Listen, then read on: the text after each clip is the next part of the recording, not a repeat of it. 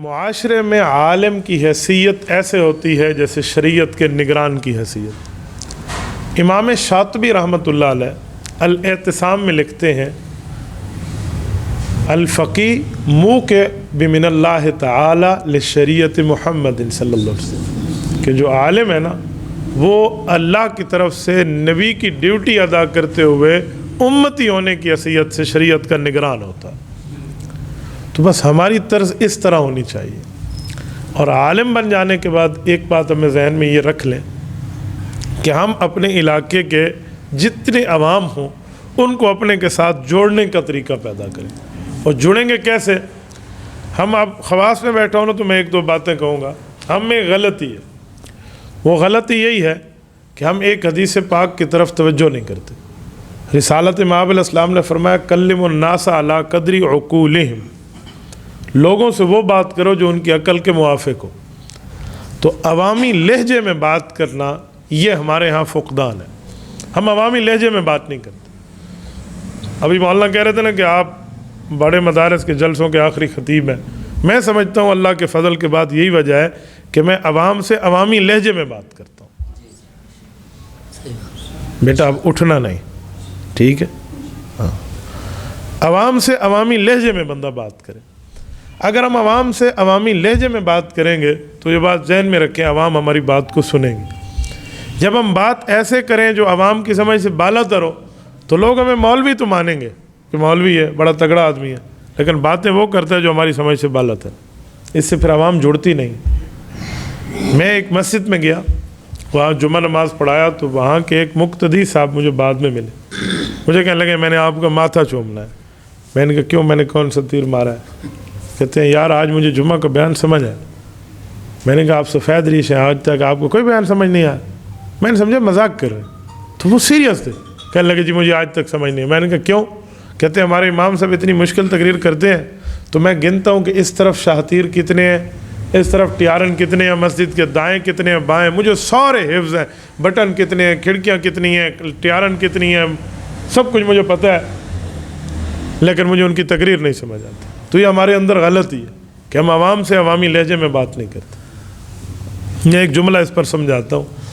ایک جگہ میں بیٹھا تھا، بات چل رہی تھی، تو ہمارے ایک مولوی صاحب بیٹھے تھے، ایک شخص دنیا دار آیا اور اس نے آ کر کہا کہ حضرت ہم کچن میں تھے تو کچن میں ایسے ہوگا۔ تو مولوی صاحب نے اسے ٹوک کے کہا کچن میں نہیں، باورچی خانے میں تھے۔ میں نے کہا چلو چلنے دیں، کوئی نہیں مسئلہ۔ کچھ ٹائم کے بعد مولانا گفتگو کر رہے تھے اور وہ بندہ سن رہا تھا، تو مولوی صاحب نے کہا کہ ہمارے ایک استاد ہیں، وہ ہمارے اوپر بہت شفیق ہیں۔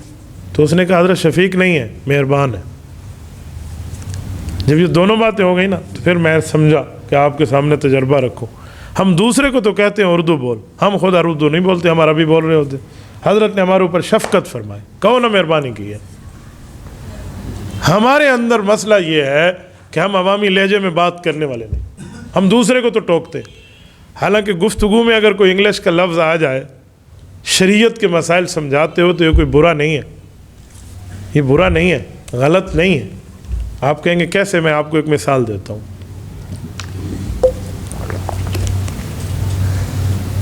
صحیح بخاری کی جو آخری حدیث ہے، یہ ہم ختمات بخاری میں بڑی ذوق و شوق سے سنتے ہیں، بیان کرتے ہیں۔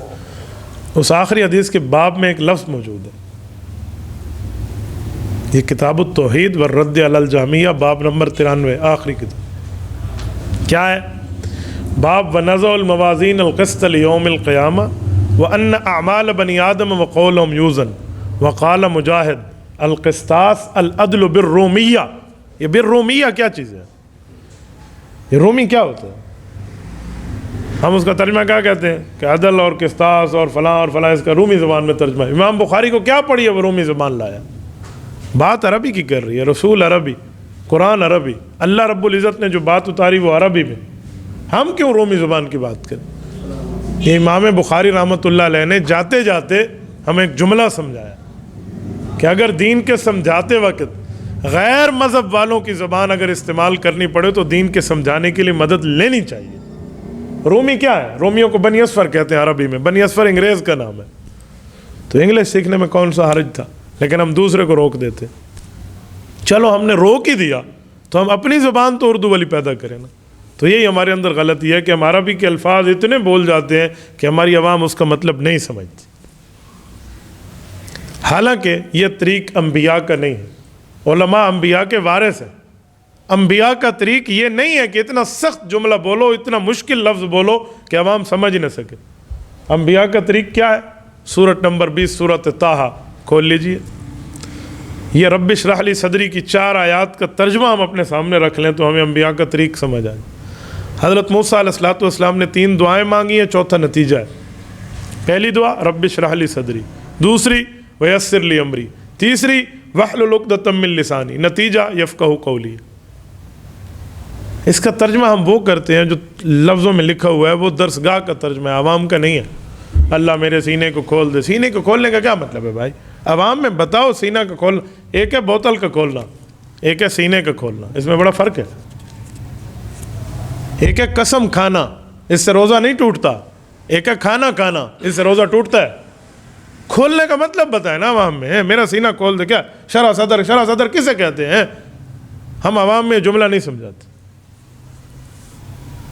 ویسر لی امری، اللہ میرے کام آسان کر دے۔ موسیٰ علیہ السلام کام مشکل تھے، کیا آسان کر دے؟